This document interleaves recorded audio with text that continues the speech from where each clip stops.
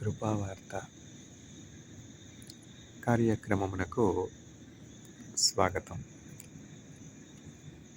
నేటి ధ్యానాంశము పని, వర్క్. పనిలో జాగు చేయవాడు నష్టము కలుగు చేయవానికి జతగాడు. సామెతల గ్రంథము 18వ అధ్యాయము 9వ వచనము. He who is slothful in his work is the brother of a great destroyer.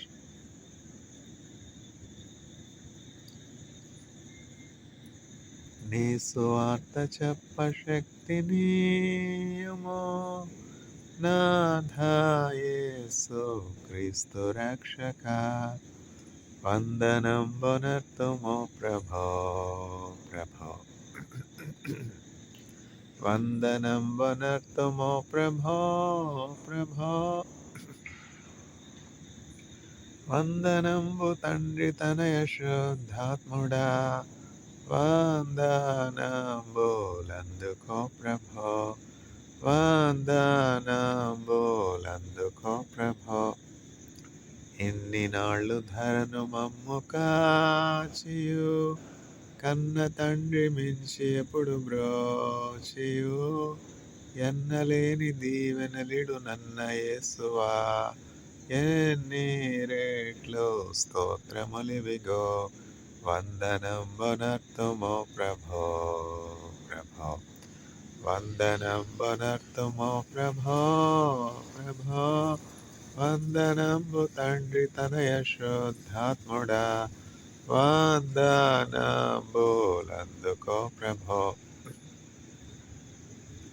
దేవమాతుకాలు సేతులెల్లను సేవకాళి తను దినములన్నీయో, దేవమాదుకాలు సేతులెల్లను సేవకాళి తను దినములన్నీయో, నీవసగు వెండి పసిడి జ్ఞానమంతయో, నీ సేవాకై అంగీకరించుమా, వందనంబునర్తుమో ప్రభో ప్రభో, వందనంబునర్తుమో ప్రభో ప్రభో, వందనంబు తండ్రి తనయ శుద్ధాత్ముడా, వందనంబులందుకో ప్రభో. కోత కొరకు దాస జనమునాంపుము, ఈతరి మాలోటు పాట్లు తీర్చుమో, కోత కొరకు దాస జనమునాంపుము, ఈతరి మాలోటు పాట్లు తీర్చుమో, పాతకంబులెల్ల బాపి భీతి బాపుమో, ఖ్యాతి నందు నీతి సూర్యుడా, వందనంబునర్తుమో ప్రభో ప్రభో, వందనంబునర్తుమో ప్రభో ప్రభో, వందనంబు తండ్రి తనయ శుద్ధాత్ముడా, వందనంబులందుకో ప్రభో. మా సభలను పెంచి పెద్ద చేయుమో, నీ సువార్త చెప్ప శక్తి నీయుమో, మా సభలను పెంచి పెద్ద చేయుమో, నీ సువార్త చెప్ప శక్తి నీయుమో, మోసపుచ్చునంధకారమంత త్రోయుమో, యేసు కృపన్ కుమ్మరించుమో, వందనంబునర్తుమో ప్రభో ప్రభో, వందనంబునర్తుమో ప్రభో ప్రభో, వందనంబు తండ్రి తనయ శుద్ధాత్ముడా, వందనంబులందుకో ప్రభో, వందనంబులందుకో ప్రభో. పని. పనిలో జాగు చేయవాడు నష్టము కలిగించడానికి జతగాడు. సామెతల గ్రంథం 18వ అధ్యాయము 9వ వచనం. Whoever is slothful in his work is the brother of a great destroyer. Proverbs chapter 18 verse 9. ఇప్పుడు మనం యేసుక్రీస్తు ప్రభుని ఆయన జీవితాన్ని చూసినట్లయితే డెలిజెన్స్, శ్రద్ధ, ఆసక్తి, ప్యాషన్ చూస్తాం. దేనికి శ్రద్ధ, దేనికి ప్యాషన్, దేనికి ఆసక్తి?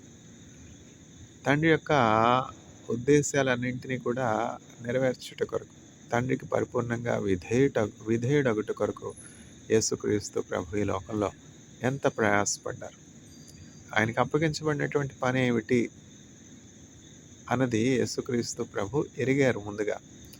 ఆ పనిని జాగు చేయకుండా, డిలే చేయకుండా, ఆలస్యం చేయకుండా సంపూర్ణంగా నెరవేర్చారు. Half done is not done. సగం చేస్తారు, పనులు మధ్యలో విడిచిపెడతారు. ఇల్లు కట్టడం ప్రారంభిస్తారు, ఆ ఇల్లు పూర్తి చేయరు, అట్లా పునాదుల దగ్గర ఆగిపోతుంది. ప్రారంభంలో తెలియదా? ఇల్లు కడతా ఉన్నాము, ఇంటికి పునాదికి ఎంత అవుతుంది, ఇసుక ధర ఎట్లా ఉంది, ఇటుకల ధర ఎట్లా ఉంది, లేబర్ ఛార్జెస్ ఎట్లా ఉన్నాయి, ఇంటికి నీళ్ళు వద్దా? ఇల్లు కట్టాక నీళ్ళు లేకుండా ఉంటే ఎట్లా? నీళ్ళ సౌకర్యం కావాలి కదా, నీళ్ళు ఎక్కడి నుంచి వస్తాయి? తర్వాత ఎలక్ట్రిసిటీ వద్దా? ఎలక్ట్రిసిటీ లేకపోతే ఎట్లా? ఇవన్నీ కూడా ప్లాన్ చేసుకోవద్దు. ప్లాన్ చేసుకుని 30 లక్షలు అవుతుంది, లేకపోతే 25 లక్షలు అవుతుంది, లేకపోతే గదులు తగ్గించుకుందాం, 3 గదులు ఎందుకు, 2 గదులే చాలు, చిన్న బొమ్మరిల్లాగా ఒక తల దాచుకోవడానికి ఒక గూడు కట్టుకుంటే చాలు కదా, ఒక రూమే చాలు మనకి, తల దాచుకోవడానికి ఏదో నీడు ఉంటే చాలు అనుకుని 10 లక్షలని ముగించుకుందాం. ఆ బడ్జెట్ ప్రకారం ప్లాన్ చేసుకుని ఆ డబ్బంతా సమకూర్చుకుని అప్పుడు ప్రారంభిస్తారు. ప్రారంభించి మధ్యలో ఆపేస్తే అందరూ చూసి నవ్వరా? నలుగురు చూసి నవ్వరా? ఎంత అవమానం. ఒక కార్యము ప్రారంభించినప్పుడు దానిని ముగించుట చాలా ముఖ్యం. అందుకనే దేవుని వాక్యం ఏమని చెప్తా ఉన్నది? The end of a thing is better than the beginning. కార్యారంభము కంటే కార్యాంతము మేలు. ఏది మేలు, ఏది కీడు, ఏది మంచి, ఏది చెడు, ఏది ఖ్యాతి, ఏది అపఖ్యాతి, ఏది ఘనత, ఏది అవమానము, ఏది కుడి, ఏది ఎడమ, ఏది చీకటి, ఏది వెలుగు, ఏది మంచి, ఏది చెడు. ఈ వ్యత్యాసం మానవులు అంటే చాలామంది తెలుసుకొనలేకపోతున్నారు. ఎందుకనంటే ఆ మానవ స్వరూప స్వభావాలన్నీ కూడా గతించిపోతూ ఉన్నాయి. మానవులు దేవుని పోలికలో, దేవుని స్వరూపంలో చేయబడ్డారు. అంటే దేవుని వలె ప్రేమ కలిగి ఉండుటకు, దేవుని వలె దీర్ఘశాంతము, సాత్వికము, మంచితనము, మంచి గుణగణాలన్నీ కూడా, దేవుని యొక్క స్వభావాలన్నీ కూడా కలిగినటువంటి వారిగా మానవులు చేయబడ్డారు. అయితే సమయంతో కాలక్రమేపీ ఒక జనరేషన్ తర్వాత ఒక జనరేషన్, ఒక జనరేషన్ తర్వాత ఒక జనరేషన్ ఏం జరిగిందంటే మానవులు దేవుని యొక్క స్వభావాన్ని కోల్పోయి దేవుని యొక్క స్వరూప స్వభావాలు సంతరించుకుంటున్నారు. దానవుడైన మానవ వందనమో వందనమో త్రియేక దేవునికే, త్రిత్వమునందు ఒక్కరుగా మరి ఒక్కరే త్రిత్వముగా మన నిలబ్రోచుచు సాతానునిపై విజయమునందగనో, శక్తి నిరక్తితో నొసగిన మా త్రియేక దేవునికి వందనమో వందనమో త్రియేక దేవునికి. మానవ సహవాసంబును కోరి మానవం సృష్టించి, దానవుడైన మనుజుని కొరకై తనయుని పంపిన మా దేవునికి ప్రభునకు ప్రణామాంజలులు. దేవునికి ప్రభునకు ప్రణామాంజలులు. చూడండి, దానవుడైపోయినాడు. దానవుడు అంటే దెయ్యం అనమాట. యేసుక్రీస్తు ప్రభు ఒక చక్కని ఉపమానం చెప్పారు. ఒక వ్యక్తి దెయ్యముల చేత పీడించబడుతూ ఉన్నాడు. దెయ్యముల చేత, అపవిత్రాత్మల చేత పీడించబడుతూ ఉన్నాడు. దేవుడు ఆ వ్యక్తి పట్ల జాలితో, దయతో ఏం చేశారంటే, ఆ వ్యక్తికి ఆ దెయ్యముల నుంచి, అపవిత్రాత్మల నుంచి, పిశాచి సమూహం నుంచి విడుదల దయచేశారు. వాటన్నింటి నుంచి విముక్తి దయచేశారు. ఆ దెయ్యపు సమూహాలన్నింటి నుంచి విడుదల కావాలి అంటే యేసుక్రీస్తు ప్రభు దగ్గరికి వచ్చినప్పుడు ఆ అపవిత్రాత్మలు పట్టినటువంటి మనుష్యులు విడుదల పొందుతారనమాట. ఎన్ని సందర్భాలు, ఎన్ని దృష్టాంతాలు మనం చూస్తున్నాం. బైబిల్ గ్రంథంలో మనం చూసినట్లయితే మార్కు సువార్త 5వ అధ్యాయంలో మనం చూసినట్లయితే గెరాసీనుల దేశము అని ఒక ప్రాంతం ఉన్నది. ఆ ప్రాంతంలో ఒక శ్మశానం ఉన్నది. ఈ అపవిత్రాత్మలు పట్టినటువంటి వాళ్ళు ఎక్కడుంటారు? ఇంట్లో ఉంటారా? అపవిత్రాత్మ దెయ్యాలు, పిశాచి శక్తుల చేత ఆవరించబడినటువంటి మనుషులు చక్కగా బట్టలేసుకొని స్వస్థ బుద్ధి కలిగి ఉంటారా? దిగంబరులుగా ఉంటారు, బట్టలు చింపుకుంటారు, అస్థిరమైనటువంటి మనస్సు కలిగి ఉంటారు. వారికి ఇచ్చినటువంటి పని ఏది కూడా వారు ముగించారనమాట. వాళ్ళకి ఏ పని అయితే నియమింపబడుతుందో వారి పనులన్నీ కూడా అస్తవ్యస్తంగా ఉంటాయి. వారి జీవన విధానం అంతా కూడా చాలా చెదురుగుంటుంది. చాలా ఇండిసిప్లిన్డ్ లైఫ్గా ఉంటుంది. స్టూడెంట్స్ విషయం తీసుకున్నట్లయితే అటెండ్ అవ్వాల్సినటువంటి క్లాసులకి అటెండ్ అవ్వరు, రాయవలసినటువంటి ఎగ్జామ్స్ రాయరు, సంవత్సరం చదివే కోర్సు 5 సంవత్సరాలకు కూడా ముగించరు. ఏమిటిది? నెత్తి మీద శని ఉండబట్టే కదా. అపవిత్రాత్మలు, దెయ్యపు శక్తులు ఇట్లాంటి మనుష్యుల్ని జల్లించి వేయటను బట్టి వారు ప్రారంభించినటువంటి పనుల్లో ముగింపు పొందలేనటువంటి వారికి ఉన్నాయి. ఎందుకని? సాతానుడు గ్రేట్ డిస్కరేజర్ కదా. సాతానుడి పని ఏంటి? ఎంతసేపు మనుష్యులకి నిరుత్సాహము కలుగు చేద్దాము, కృంగుదల కలుగు చేద్దాము, తర్వాత పరాజయం కలుగు చేద్దాం, ఎట్లా అయినా సరే ఇంకా ముందుకు వెళ్ళలేను, ఇక ఇవేమి కూడా నేను చేయలేను, నేను ఎందుకు పనికిరాను అని ఒక న్యూనతా భావం అనే ఒక కాంప్లెక్స్ అనమాట. అదేంటంటే ఇన్ఫీరియారిటీ కాంప్లెక్స్, తర్వాత ఫియర్ కాంప్లెక్స్, తర్వాత నేను ఎందుకు పనికిరాను అని చెప్పి ఒక విధమైనటువంటి లోన్లీనెస్, అవన్నీ కూడా మనుషుల్ని డిస్కరేజ్మెంట్కి తీసుకుని వెళ్ళిపోతాయి. సాతానుడు మనుషుల్ని డిస్కరేజ్ చేసేవానిగా ఉన్నాడు. యేసుక్రీస్తు ప్రభు మనుషుల్ని ఎంకరేజ్ చేసేవానిగా ఉన్నారు. ఈ అపోజింగ్ ఫోర్సెస్ ఎప్పుడు కూడా మనుషుల మీద ప్రభావం చూపిస్తూ ఉంటాయి. అందువల్ల మీరు పనిలో ముందుకు వెళ్ళలేకపోతున్నారా? ప్రారంభించినటువంటి పని ముగించలేకపోతున్నారా? శరీరంలో బలహీనత కలిగి ఉన్నారా? అనారోగ్యంతో ఉన్నారా? సాతానుడు చేత పీడించబడుతూ ఉన్నారా? బాధించబడుతూ ఉన్నారా? కృంగి ఉన్నారా? నిరాశలో ఉన్నారా? భయంతో ఉన్నారా? అధైర్యంలో ఉన్నారా? అయితే మీకు యేసుక్రీస్తు అను నామంలో విడుదల ఉన్నది. యేసుక్రీస్తు ప్రభు నామంలో మీకు జయమున్నది. ఇది సమయంలో రండి, రక్షణ పొందండి, ఇక సమయము లేదండి, రండి రక్షణ పొందండి. అనేకులు అపవిత్రాత్మలు పట్టినటువంటి మనుష్యులు యేసుక్రీస్తు ప్రభు వారిని సంధించినప్పుడు మార్పు చెందారు. స్వస్థ బుద్ధి కలిగినటువంటి వారిగా ఉన్నారు. తమ దేహాల్ని గాయపరుచుకునే, తన దేహాన్ని బాధపరుచుకునే ఒక దెయ్యములు పట్టినటువంటి వ్యక్తిని మనం మార్కు సువార్త 5వ అధ్యాయంలో చూస్తున్నాము. ఈ దెయ్యములు పట్టినటువంటి వ్యక్తులు ఇంట్లో ఉంటారా? కుటుంబంతో ఉంటారా? డేస్తిమ్మరులుగా తిరుగుతూ ఉంటారు. వాళ్ళ మనస్సు అంతా కూడా చాలా చంచలంగా ఉంటుందన్నమాట. అస్థిరంగా ఉంటుంది. కొంతసేపు టీ నగర్ వెళ్తారు, కొంతసేపు ఏమో బెర్హంపూర్ వెళ్తారు, కొంతసేపు ఏమో ఈ పూర్ వెళ్తారు, ఆ పూర్ వెళ్తారు. ఎందుకు ట్రైన్ ప్రయాణం? ఏమైనా కారణం ఉందా? కారణం ఏముండదు. ఏంటంటే ఒక విధమైనటువంటి చంచల స్వభావం, అస్థిరమైనటువంటి స్వభావం. ఇక్కడికి వెళ్దాం, అక్కడికి వెళ్దాం, అక్కడికి వెళ్దాం, ఎక్కడికి వెళ్దాం. నీ పని ఏంటి? నువ్వు ఎందుకు వచ్చావు అసలు? చెన్నై నువ్వు ఎందుకు వచ్చావు? ఆంధ్ర విడిచిపెట్టి చదువుకోవడానికి వచ్చావు. చదువుకుంటున్నావా? ఎందుకు చదువుకోలేకపోతున్నావు? నీ మనస్సు స్టడీస్ మీద ఎందుకు లేవు? క్లాసులు నువ్వు ఎందుకు అటెండ్ కాలేకపోతున్నావు? సాతానుడు నిన్ను పట్టి జల్లించి వేస్తున్నాడు. అపవిత్రాత్మలు పట్టి నిన్ను పీడిస్తున్నాయి. ఇవన్నీ కూడా ఎవరు గమనించగలరు? ఎవరు గ్రహించగలరు? అనుభవం ఉన్నటువంటి వారే కదా. స్వార్థలో పండినటువంటి వారే కదా.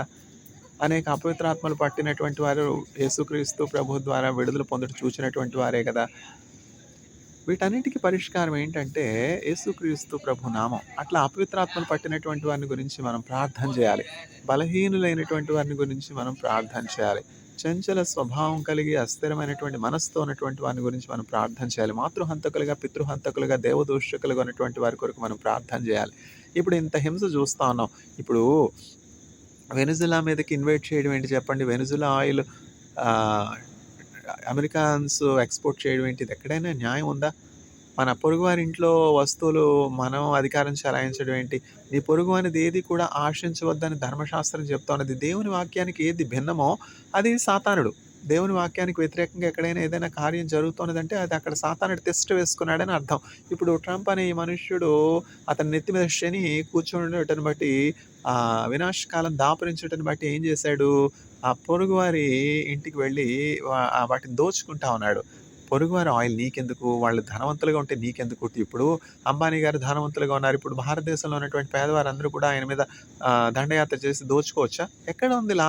లా అప్పుడు ఏమవుతుంది? ఆర్డర్ ఏమవుతుంది? క్రమం ఏమవుతుంది? సివిలైజేషన్ ఏమవుతుంది? మనం సివిలైజ్డ్ సొసైటీలో ఉన్నామా? ఒక కాన్స్టిట్యూషన్ ఉందా? ఒక ఇంటర్నేషనల్ కోర్టులు ఉన్నాయా? యునైటెడ్ నేషన్స్ ఉన్నాయా? అంటే బలం ఉంటే ఏదైనా చేయొచ్చా? మైట్ ఈస్ రైటా? తప్పు కదా! లా ఏమైపోయింది? ఆజ్ఞాతిక్రమమే పాపము. మన పొరుగువారిది ఏది కూడా మనం ఆశించకూడదు. బెర్హంపూర్ ఎళ్తా, చెన్నై ఎళ్తా, టీ నగర్ ఎళ్తా, వాడపల్లి ఎళ్తా. ఏమిటిది? నువ్వెందుకొచ్చావు? నీ పనేంటి? క్లాసులకి అటెండ్ అవుతున్నావు. ఎందుకు అటెండ్ కాలేకపోతున్నావు? కాలు విరిగింది, చేయి విరిగింది, రోగం, జబ్బు, నిష్ఠూరం. ఇదొక ఉదాహరణ మాత్రమే. ఇట్లాంటి ఉదాహరణలు ఎన్నో చూశాను. నీళ్ల వంటి చంచల స్వభావము. ఎందుకని? తన తండ్రి పడక ఎక్కాడెవరు? రూబేను. నీ తండ్రి పడకను నీవు అపవిత్రపరిచావు. నీ తండ్రి భార్యతో నువ్వు పడుకున్నావు గనక నీ స్వభావం ఎప్పుడు కూడా చంచల స్వభావముగా ఉంటుంది. నీళ్ల వంటి స్వభావం. బెర్హంపూర్ ఎళ్తా, వాడపల్లి ఎళ్తా, టీ నగర్ ఎళ్తా. ఇవేంటంటే తండ్రి పడక ఎక్కి అపవిత్రపరిచినటువంటి నీచుడైనటువంటి రూబేను చంచల స్వభావము కలిగినటువంటి వానిగా ఉన్నాడు. Sexual immorality. ఇప్పుడు మనుషులు జరిగించే ప్రతి పాపము కూడా శరీరానికి వెలుపట ఉన్నది. అయితే జారత్వము జరిగించేవాడు కేవలము బుద్ధిహీనుడు. ఈ జారత్వం జరిగించేవారు ఉన్నారు కదా! వ్యభిచారం చేసేవారు, తండ్రి పడకను అపవిత్రపరిచేవారు, తమ పొరుగువాని భార్యను అపవిత్రపరిచేవారు. వీరందరూ కూడా జారత్వం జరిగించే బుద్ధిహీనులుగా ఉన్నారని చెప్పి దేవుని వాక్యం చెప్తుంది. వేశ్య లోతైన గొయ్యి, చీకటిగల ఊబిలో పడితే లేస్తారా? అది కూడా అంతే. ఆ వ్యభిచార స్త్రీతో సాంగత్యం ఏంటంటే అతని ఆస్తంతా కూడా పోతుంది. లెమూయేలు యొక్క తల్లి ఏం చెప్తోంది కుమారుడికి? నాయనా నీ బలాన్ని స్త్రీలకి ఇయ్యకు. నీ బలాన్ని స్త్రీలకి ఇయ్యకు. స్త్రీలతో పండుకొనకు. ప్రతివాడు తన సొంత కుండలో నీళ్లు తాగాలి. 3000 ఉంపుడు గత్తెలను పెట్టుకున్నాడు. ఏమైంది? 3000 ఉంపుడు గత్తెలను పెట్టుకుని వాళ్ళతో పడుకున్నాడు. ఏమైంది? ఎవరు? నేను సమూయేలు గురించి చెప్తున్నాను. దేవుని వాక్యం తెలీదా? దేవుని చూడలేదా? దేవుని స్వరం వినలేదా? 3000 మంది ఉంపుడు గత్తెలను పెట్టుకోవడం ఏంటి? పెట్టుకున్నావు. నీకు జ్ఞానం ఎవరిచ్చారు? రాజ్యం ఎవరిచ్చారు? సింహాసనం ఎవరిచ్చారు? అధికారం ఎవరిచ్చారు? నిన్నెవరు హెచ్చించారు, దీవించారు, ఆశీర్వదించారు? ఆశీర్వాదాలన్నిటికీ కారణం ఎవరు? ఆ దేవుడైనటువంటి పితరుల దేవుడిని, దావీదు దేవుడిని, అబ్రహాము దేవుడిని, ఇస్సాకు దేవుడిని విడిచిపెట్టేసి ఆ 3000 మంది ఉంపుడు గతులు పెట్టుకున్నటువంటి వారు చేసుకున్నటువంటి బొమ్మలను పెట్టుకుని దేవుడి నుండి తొలగిపోయినావు కదా! భ్రష్టుడు అయిపోయినావు కదా! ఏమైంది? రాజ్యం విభజించబడింది. దేవుడు చెప్తా ఉన్నాడు, సమూయేలు నేను జ్ఞానం ఇచ్చాను, ఆ జ్ఞానాన్ని కోల్పోయినావు, పశుప్రాయుడు అయిపోయినావు, 3000 మంది ఉంపుడు గత్తలు పెట్టుకున్నావు.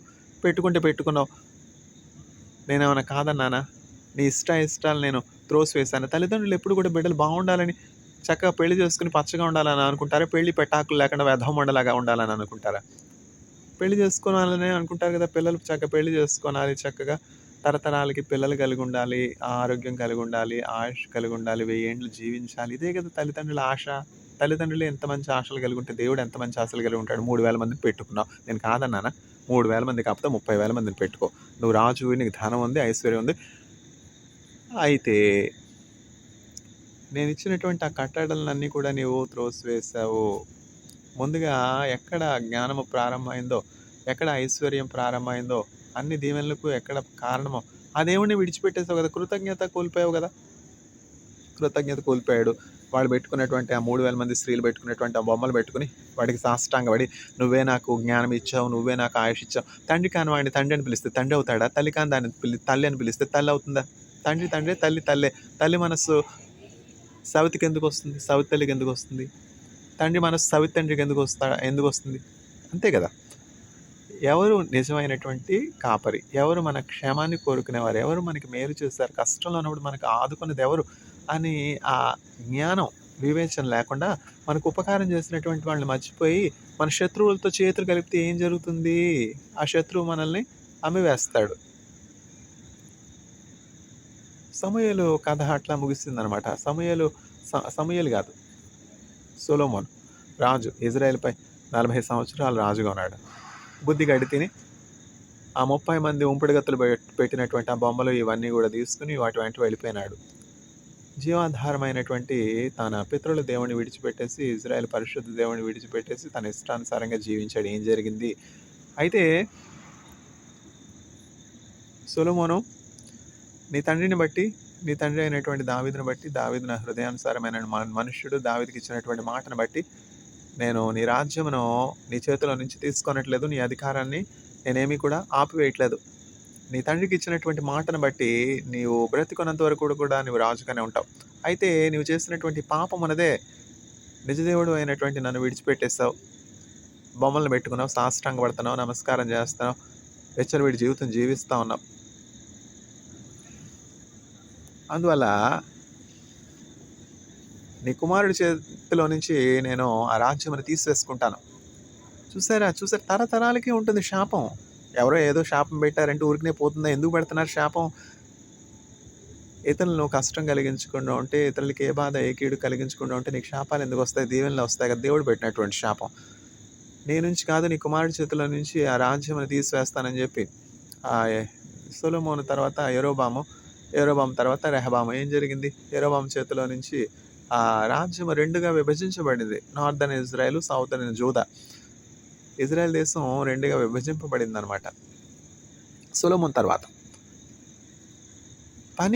దేవుడిచ్చినటువంటి పని సరిగ్గా చేయకపోతే ఎట్లా? యేసుక్రీస్తు ప్రభు కుమారుడైండి విధేయత కలిగి ఉన్నాడు. ఇప్పుడు మోషే చూసినట్లయితే పనివారు విధేయత చూపుతారు. పనివారు విధేయత చూపడం సర్వసామాన్యం. మోషే పనివాడు ఉండి దేవుని ఇంట్లో నమ్మకస్తులుగా ఉన్నాడు. అది పెద్ద విశేషం ఏం కాదు. మన యజమానులు ఉన్నారు, మన ఎంప్లాయర్స్ ఉన్నారు, వాళ్ళకి మనం విధేయత చూపుతాం. చూపకేమో చేస్తాం, న్యాచురల్. అయితే కుమారుడై ఉండి యేసుక్రీస్తు ప్రభు తన తండ్రికి విధేయత చూపుతూ ఉన్నాడు. ఎంత విధేయత అంటే మరణమగినంతగా విధేయత చూపారు. Jesus Christ was obedient to the point of death. అందువల్ల వీఆర్ సేవ్డ్ అనమాట. Jesus took all our iniquities, all our sins in our place. In the place of sinners, Jesus offered himself as a ransom for the forgiveness of sins. This is for the very purpose with which Jesus Christ has come into this course of human history, to offer himself as a ransom for the forgiveness of sins. This is the work for which Jesus Christ has come, and Jesus Christ has accomplished all the work. What is the work given to us? Andhra వాళ్ళని చూసినట్లయితే ఆంధ్రులది ఆరంభ స్వరత్వం. ప్రారంభిస్తారు, చక్కగా ప్రారంభిస్తారు, అయితే ముగించరు. ఇంకా end అంటే ఉండదు. చేస్తూనే ఉంటారు. ఎందుకు? ప్రారంభించిన పని ముగించవచ్చు కదా, లేకపోతే ప్రారంభించకుండానే ఉండొచ్చు కదా. ఇల్లు కట్టడానికి ఇంత డబ్బా అవసరం అవుతుంది, తెలీదా ముందు? పెళ్లి చేయడానికి ఇంత డబ్బా అవసరం అవుతుంది, తెలీదా ముందు? నవ్వరా ప్రారంభించి విడిచిపెడితే? అట్లా సగం పనులు ఎందుకు? దేవుని వాక్యం బుద్ధి చెప్తుంది, దేవుని వాక్యం జ్ఞానం ఇస్తుంది. ముఖ్యంగా సామెతల గ్రంథాలు ఎంత జ్ఞానం ఉంది. ఆ సమూయేలే రాశాడు. ఏమని రాశాడు? పనిలో జాగు చేయవాడు నష్టం కలిగించే వానికి జతగాడు. నష్టమే కదా. ఇవ్వబడినటువంటి పని సరిగ్గా చేయకపోతే ఈరోజు చేయవలసినటువంటి పని ఈరోజు ముగించుకోవాలి. ఏ రోజు పని ఆ రోజు ముగించుకుని, ప్రభా నువ్వు నాకు అప్పగించినటువంటి పని సంపూర్ణంగా నెరవేర్చానని దేవునికి మనం లెక్క అప్పచెప్పే పనివారముగా ఉండాలి. ఆయన కుమారుడైండి యేసుక్రీస్తు ప్రభు లెక్కల్లో అంత ఖచ్చితంగా ఉంటే మనం కూడా అట్లనే ఉండాలి కదా. ప్రతి సాయంకాలం యేసుక్రీస్తు ప్రభు ఒలీవల కొండకి వెళ్ళి ప్రార్థన చేసేవారు, దేవునికి లెక్క అప్పచెప్పేవారు. ప్రభా ఈరోజు ఇంతమంది రోగులను స్వస్థపరిచాను, ఇంతమందికి దేవుని రాజ్య స్వార్థ ప్రకటించాను, ఏ ప్రాంతాల్లో కాలినడకన వెళ్ళాను, ఈ ప్రాంతాల్లో పడవ మీద వెళ్ళాను, బోటు మీద వెళ్ళాను, ఎంతమందికి స్వార్థ చెప్పాను, ఎంతమంది ముందు మీ నామాన్ని మహింపరిచాను. యేసుక్రీస్తు ప్రభు అంటే ఎవరు? ఆయనే తండ్రి, ఆయనే కుమారుడు. తండ్రే కుమారుని రూపంలో వచ్చారు. త్రిత్వం ఇది విభజింప శక్యము కానిది. త్రిత్వమునందు ఒక్కరుగా మరి ఒక్కరే త్రిత్వముగా మన నిలబ్రోచుచు సాతానునిపై విజయమునొందగనో శక్తి నిరక్తితో నొసగిన మా త్రియేక దేవునికి వందనమో వందనమో త్రియేక దేవునికి. పౌలు చూడండి, పౌలు షౌలుగా ఉండినాడు. ఫస్ట్ షౌలు చర్చెస్ని హింసిస్తూ ఉండేవాడు, క్రూసిఫై చేస్తూ ఉండేవాడు, క్రైస్తవుని చంపేవానిగా ఉన్నాడు. అయితే ఎప్పుడైతే యేసుక్రీస్తు ప్రభు ప్రత్యక్షమయ్యారో, షౌలా షౌలా నన్ను నీవెందుకు హింసిస్తున్నావు అని యేసుక్రీస్తు ప్రభు షౌలుతో మాట్లాడినప్పుడు షౌలు ఆ దర్శనానికి విధేయుడు కాలేదు, కానీ విధేయుడయ్యాడు. ఎవరినైనా నేను నిన్ను హింసించడం ఏంటి ప్రభా, నేను నిన్ను గాయపరచడం ఏంటి, నేను నిన్ను చంపడం ఏంటి అంటే, షౌలు నీవు చర్చిని బాధిస్తున్నావు, సంఘాన్ని పీడిస్తున్నావు, సంఘాన్ని ఖడ్గం చేత సంఘంలోని విశ్వాసాలను చంపుతున్నావు, వారిని కాదు చంపేది నన్ను చంపుతున్నావు. సంఘము యేసుక్రీస్తు ప్రభు శరీరమై ఉన్నది. చర్చ్ అనున్నది యేసుక్రీస్తు ప్రభు శరీరానికి సాదృశ్యమైనది. సంఘంలో ఉన్నటువంటి విశ్వాసులు నీవు కత్తితో చంపుతూ ఉన్నావు. అందువల్ల నీవు హింసించుచున్నది సంఘాన్ని కాదు, చెల్లాచెదరు చేస్తున్నది సంఘాన్ని కాదు, నన్ను హింసిస్తున్నావు అంటే, అప్పుడు షౌలు ఎంతో పశ్చాత్తాపడ్డాడు. ప్రభా, తెలియక చేశాను, ఆయన కనికరించు, క్షమించు ప్రభా, నువ్వు సామాన్య మానవుడు అని అనుకున్నాను, సిలువ వేసిన తర్వాత నీ చరిత్ర అయిపోయింది అనుకున్నాను, నువ్వు మరణించావని అనుకున్నాను, కానీ నీవు పునరుద్ధానుడు అయిన దేవుడు అని, సజీవుడు అయినటువంటి దేవుడు అని, మానవుల పాపం అందరి కొరకు ప్రాణం పెట్టి సమాధిని జయించి తిరిగి లేచి యుగయుగములు జీవించుచున్నటువంటి వాడవని, నీవే దేవుడు అని, నీవే భూమి ఆకాశములు సృజించినటువంటి దేవుడు అని నేను ఇప్పుడు నమ్ముచున్నాను, నేనేమి చేయమంటావు చెప్పంటే, దేవుడు షౌలుతో చెప్తున్నాడు, నా కృప నీకు చాలును, నేను నిన్ను ఏర్పరచుకున్నాను, నేను ఏర్పరచుకున్నటువంటి సాధనమైనావు, రాజుల ఎదుట అధికారుల ఎదుట నీవు నన్ను గురించి సాక్ష్యం చెప్తావు అని చెప్పినప్పుడు, ఇటలీ వెళ్ళమంటే ఇటలీ వెళ్ళాడు, పలానా ప్రాంతం వెళ్ళమంటే సౌదీ అరేబియా వెళ్ళమంటే సౌదీ అరేబియా వెళ్ళాడు, టర్కీ వెళ్ళమంటే టర్కీ వెళ్ళాడు, జెరూసలేం వెళ్ళమంటే జెరూసలేం వెళ్ళాడు. ఇప్పుడు కాదు, ఇప్పుడైతే ఫ్లైట్లు వచ్చాయి, పడవలు ఉన్నాయి, ఓడలు ఉన్నాయి, బస్సులు ఉన్నాయి, అన్నీ ఉన్నాయి. ఓడలు, పడవలు, బస్సులు, ఎయిర్ప్లేన్లు, హెలికాప్టర్స్ లేనటువంటి ఆ కాలంలో Turkey, Saudi Arabia, Syria, almost all Asia Minor అంటేనే టర్కీ, సిరియా, ఏషియా మైనర్, తర్వాత సౌదీ అరేబియా, తర్వాత జెరూసలేం, ఈ ప్రాంతాలన్నీ చుట్టుముట్టేశాడు పౌలు. ఏమైనా సులువా? మనకెంత ఎనర్షియా చెప్పండి. అమెరికా వెళ్ళాలి కాన్ఫరెన్స్కి, దానికి వీసా అప్లై చేయడానికి ఎంతవరకు అలా. ఇదేంటిది? పౌలుకి ఆ శక్తి ఎట్లా వచ్చింది? యేసుక్రీస్తు ప్రభు నామందు విశ్వాసం ఉంచుటను బట్టి, యేసుక్రీస్తు ప్రభు పరిశుద్ధాత్మ చేత నింపబడ్డాన్ని బట్టి, తన సొంత శక్తి చేత చేయలేనటువంటి కార్యాలు, తన మానవాతీతమైనటువంటి కార్యాలు పౌలు చేయగలిగి ఉన్నాడు. అందువల్ల నేను చెప్పేది ఏంటంటే, మనం యేసుక్రీస్తు ప్రభు యొక్క ఆత్మ కొరకు ప్రార్థన చేయాలి. ప్రార్థన చేసినప్పుడు దేవుడు ఆయన పరిశుద్ధాత్మ నింపుదల చేస్తాడు. మన శక్తి ద్వారా, మన సొంత బలం చేత చాలా దినాల నుంచి మనం చేయలేనటువంటి కార్యాలు మనం చిటికలో చేసేస్తాం అనమాట. కష్టమైన, భారమైన దేవుని యేసునామములో ప్రార్థన చేసుకున్నప్పుడు ఏం జరుగుతుందంటే, మన శక్తికి మించినటువంటి అద్భుత కార్యాలు మనం చేస్తాం. ఇప్పుడు చూడండి, శత్రువు వచ్చాడు, గొలియాతు ఇజ్రాయెల్పై దండయాత్రకు వచ్చాడు, ఇప్పుడు ట్రంప్ వెనుజులా మీదకి దండయాత్రకు వెళ్ళాడు. వీళ్ళని ఎవరు జయించగలరు చెప్పండి? దేవుని ఆత్మ కలిగినటువంటి దావీదు వంటి చిన్నవాడు, ఒకడు 16 సంవత్సరాలు, అంతకంటే ఎక్కువ లేవు దావీదుకి. యుద్ధ విద్యలో నిపుణత ఉన్నదా? మిలిటరీ ట్రైనింగ్ ఏమైనా ఉన్నదా? బలాఢ్యుడా? దేహదారుఢ్యం కలిగినటువంటి వాడా? వెపనరీ ఉందా? ఖడ్గం ఉన్నదా? డాల్ ఉన్నదా? విల్లు ఉన్నదా? గుర్రం ఉన్నదా? ఏమీ లేదు. గుర్రం లేదు, డాల్ లేదు, తర్వాత రథం అంతకంటే లేదు. ఏమి లేకపోయినా కూడా దావీదు ఎట్లా జయం పొందాడు? శక్తి చేత కాదనెనో, బలముతో నిధి కాదనెనో, నా ఆత్మ ద్వారా దీని చేతునని యెహోవా సెలవిచ్చెను.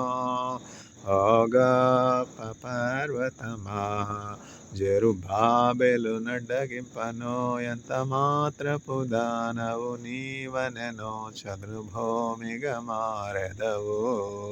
చూసారా, పనిలో మనం జాగు చేసేవారముగా ఎంత మాత్రం కూడా ఉండకూడదు.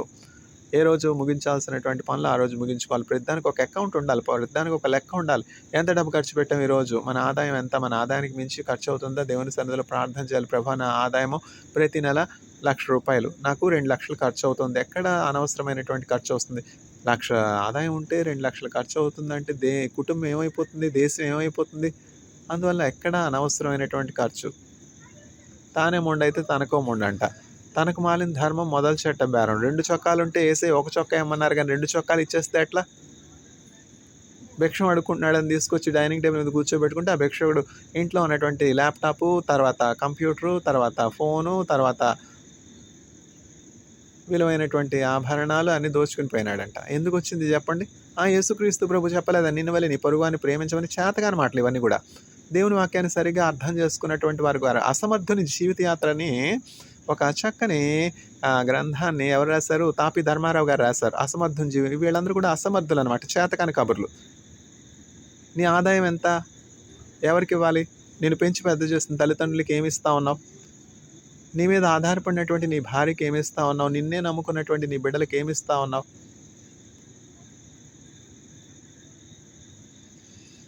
అమ్మకేమో చీర లేదు.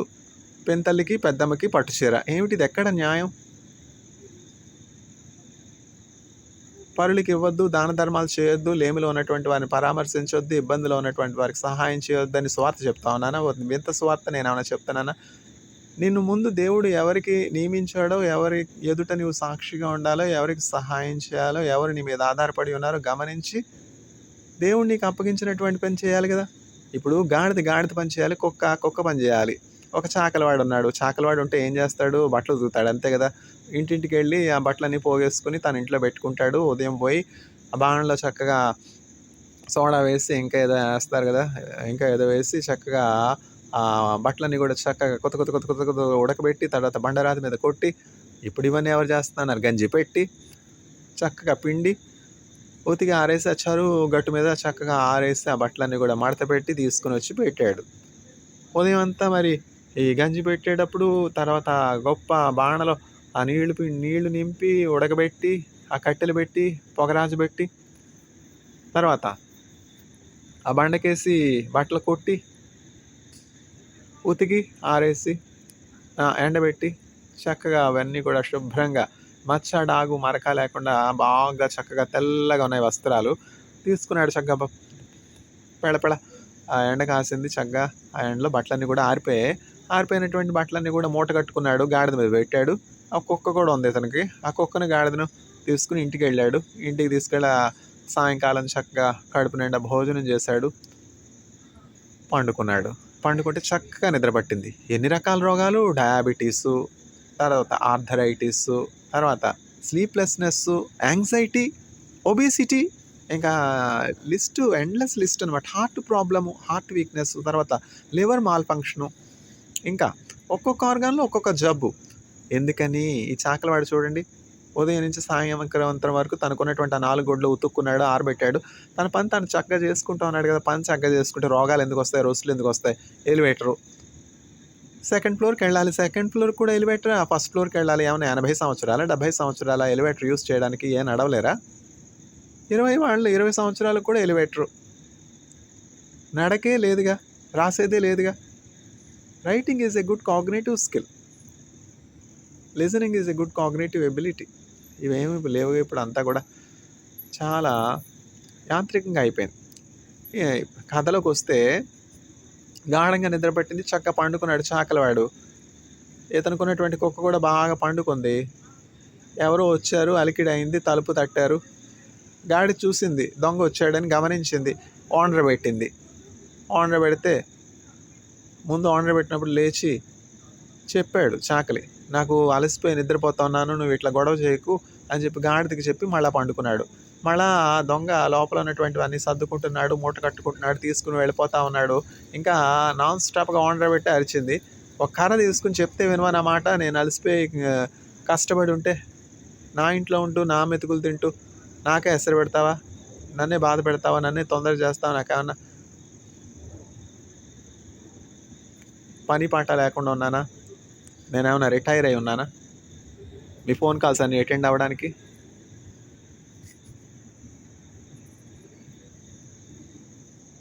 అని చెప్పి ఆ కర్ర పట్టుకుని బాగా ఉతికి చంపేశాడు. దేన్ని? గాడిదని.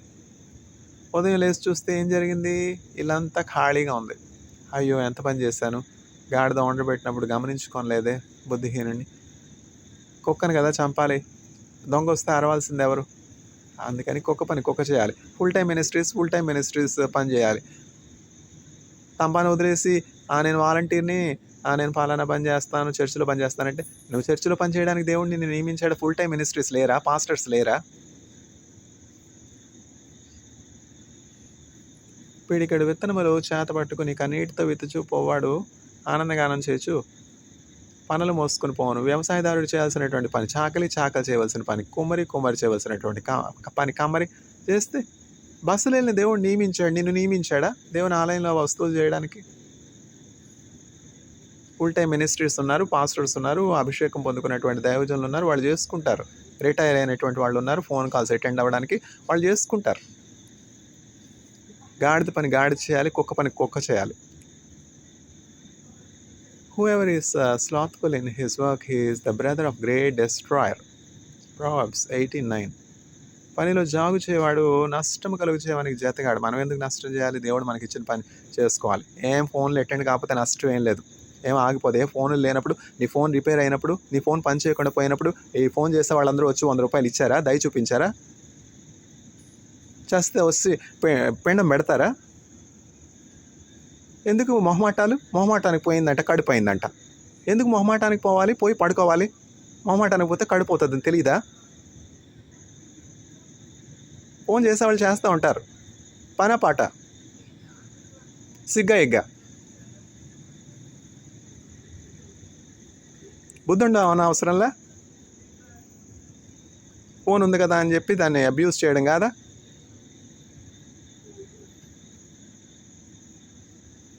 ఇంక నాన్ స్టాప్ గంట సేపు 2 గంటల సేపు ఫోన్లో మాటలు, పక్కన వాడు ఏమైపోతున్నా పర్వాలా. బుద్ధిహీనులు, అజ్ఞానులు, నీచులు, చండాలులు, ఏమైనా వాక్యం తెలియనటువంటి వారా వీళ్ళు? వీళ్ళకి బుద్ధి చెప్పేవారు ఎవరు లేక ఇట్లా తయారయ్యారు. పౌలు తిమోతికి చెప్తున్నాడు, చక్కగా బుద్ధి చెప్పడానికి రెడీగా ఉండు, చేపను తోమినట్టు తోమేసేయి, ఏం భయపడకు, దేవుడు నీకు తోడుగా ఉన్నాడని. దేవుడు బుద్ధిహీనులకు బుద్ధి వాక్యం ద్వారా దయచేయనుగాక. ఆమెన్.